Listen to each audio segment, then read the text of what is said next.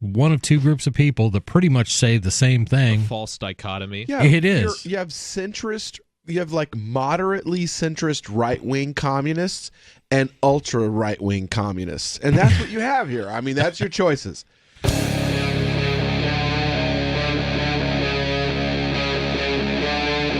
Free Talk Live.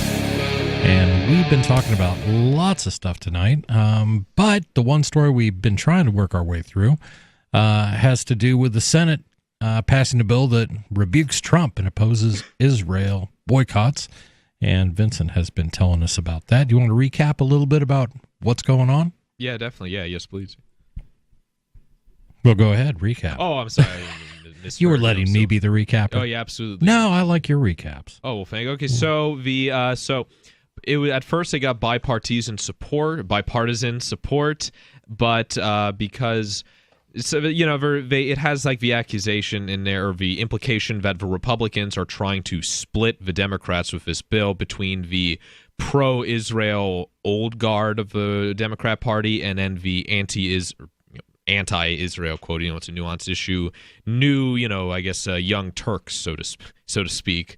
And so Democrats also, as a response to that, Democrats then agreed with Trump, like I believe Bernie Sanders was mentioned, right, that agreed with Trump with pulling out of Afghanistan and Syria. So, love him or hate him, Trump is certainly shaking things up in Washington.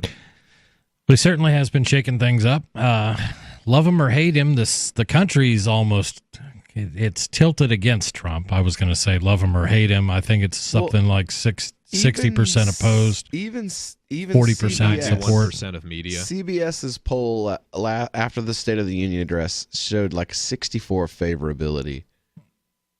Are we talking about the same Donald Trump? For the speech. Well, for the speech. Yeah. And he was like all rainbows and puppies. It's like Ann Coulter tweeted out, gee, it's so difficult. Trump came out against child cancer, came out against the Holocaust, real hard issues, Trump, and real divisive stuff. Yeah.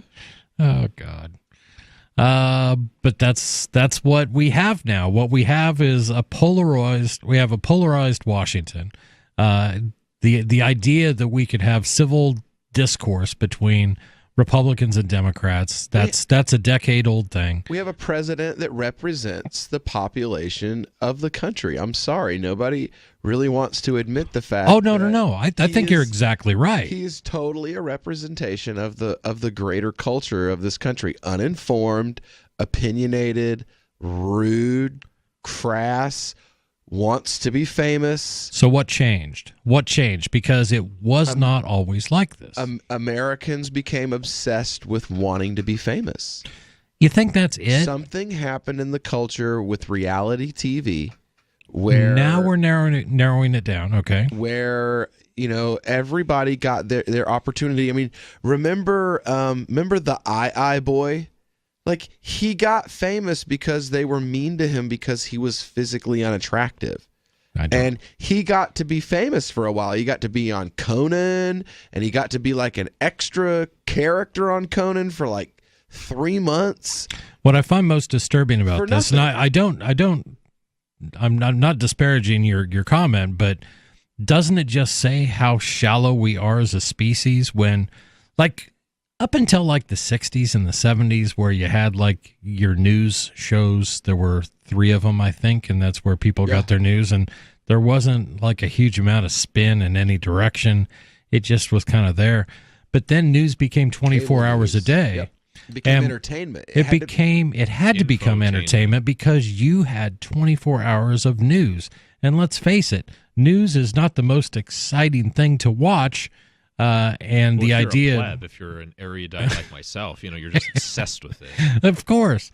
But this was never really a thing. News came on at 6 o'clock. It came on at 7 o'clock, and it came on again at 10 or 11 or something like that. But now we're confronted by it 24 hours a day. And how do you fill those hours? The only way to make it more interesting, to get more viewers, is to sensationalize the news. The problem is we as humans, we've fallen for this hook, line, and sinker, and I really do think there is some some similarities. Something happened that pushed us over the edge to where we quit talking civilly.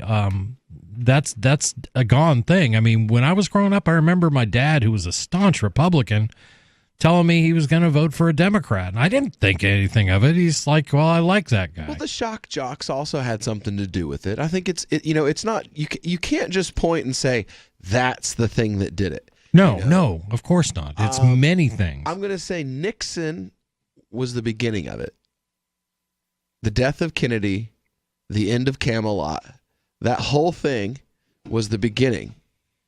And then from there, the society has just slowly been like the stitching has been plucked. Just that one loose thread. A little at a time, yeah. Pulling at.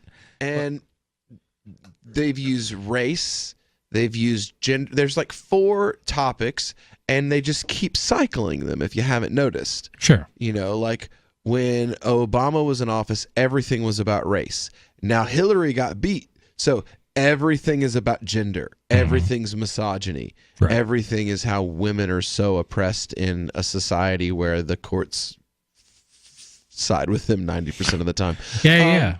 But then we don't get enough mileage out of that, so we have to, in that case, actually come up with new genders. Yeah, we have to come up with new genders so we can create victims out of them, and that's really what it comes down to. Who is the newest victim that we have to defend? And during all this bread and circuses, which is all it is, you're being asked to lend your support to one of 2 groups of people that pretty much say the same thing. A false dichotomy. Yeah, it is. You have centrist, you have like moderately centrist right-wing communists and ultra right-wing communists. And that's what you have here. I mean, that's your choices.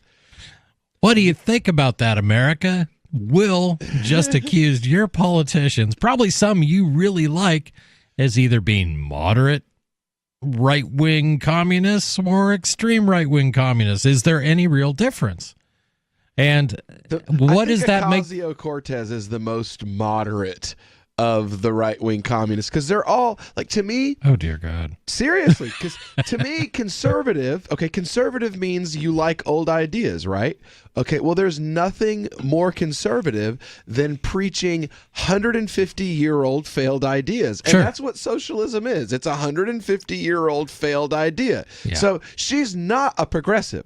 Progressive is, I want new ideas. That's what progress is. Right. Progress is new. And what you're offering isn't progress. You're offering old, recycled ideas that we've already proven don't even work. Right, but progressivism, with the dawn of the 20th century, I mean, they brought in new ideas. They wanted to take a scientific look at things. Here's one of the things that I know that Woodrow Wilson and Teddy Roosevelt were both big fans of, and that was eugenics.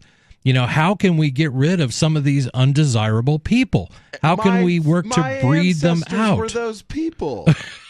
My ancestors were those people. Teddy Roosevelt literally came in and stole. Had it not been for the fact that my family got land in the Civil War, right? Our farm that was left there, would have been forcibly taken from us. My family came from Cades Cove, which is now a national park. And Teddy Roosevelt had this brilliant idea. Right. He went in and he confiscated everyone's farms by force, tore them all down, and then had the government build replicas. Good thinking. It was great.